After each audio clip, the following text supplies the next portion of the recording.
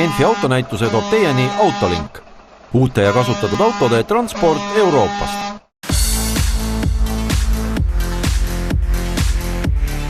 No nii Tõnu, ringi oled sa saanud erinevad minust käia siin terve päeva rohkem ja mis on siis selle aasta märksõna Genfi autonäitusel? No üks märksõna on kõikvõimalikud maasturid, siis alates kõige pisematest lõpetades kõige suurematega. Teine suundumus on kindlasti musklid, kõikvõimalikud vähem võimsad ja veel võimsamad autod ja seda ökopoolt muidugi on ka, sest iga teisel autol on mingil moel juhe taha haagitud ja kõikvõimalik plug-in ja muid hübriide on palju, aga sellele küll enam niivõrd ei panustata, nii et see hullus on tegelikult ikkagi praegu igapäevaseks saanud ja sellele väga palju kisa selle teemal ei tehta. Mis nüüd sellise ökopoole pealt välja võib tuua võib-olla selle Hyundai Ioniqu, mille põnev külg on see, et see tuleb kolmes erinevas versioonis, nii täiselektriga, täishübriidina kui ka veel pistikhübriidina. Kõige toredam ka, et varsti peaks ka Eestis kõik kohal olema, nii et teeb seal pildi huvitavamaks.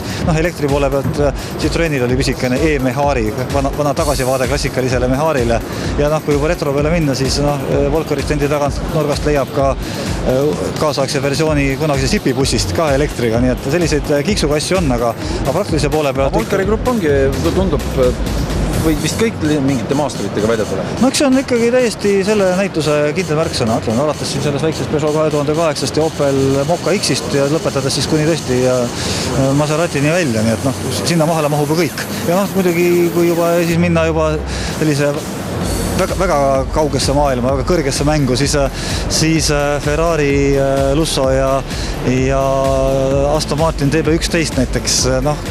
Daniel Craig ja James Bondi kahjuks koha veel ei olnud, aga kes on Aston Martini Bondi filmist näinud, siis uus mängukann on siin olemas.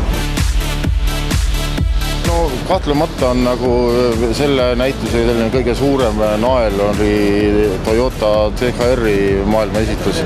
Et kui me nüüd sügisel Frankfurtist seda näidati kontseptsiooni autona, siis ta tundus selline hästi ulmeline ja nagu need ideeautod ikka on, et seal tihtilugu ei ole reaalse eluga mitte mingit pistmist. Jah, et siin meile näidatakse ulmekalt, pärast tuleb välja hoopis teine. Jah, nii ta tavaliselt on, aga täna nüüd, ütleme eile, kui selle autol kate pealt tõmmati, siis kõik jäid niimoodi üllatusest suu lahti vaatama, et see auto nägi ikkagi täpselt samasugune välja, nagu ta oli sügisel, et sisuliselt mitte midagi on muutunud ja ta ongi selline tuleviku auto, mis jõuab juba, ütleme, selle aasta lõpus juba hakatakse teda müüma, hinnakirjad ja asjad, et esimesed autod peaksid jõudma siis 2017 jaanuar.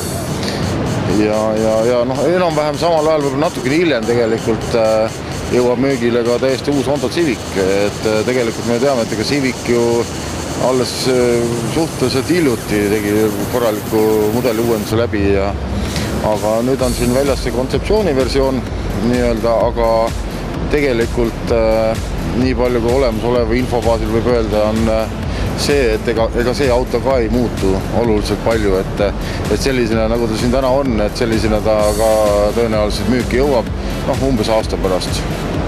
Nii et suund selline, nagu siin ka Ojala rääkis, et ongi selline linnamaasturi autonäitus.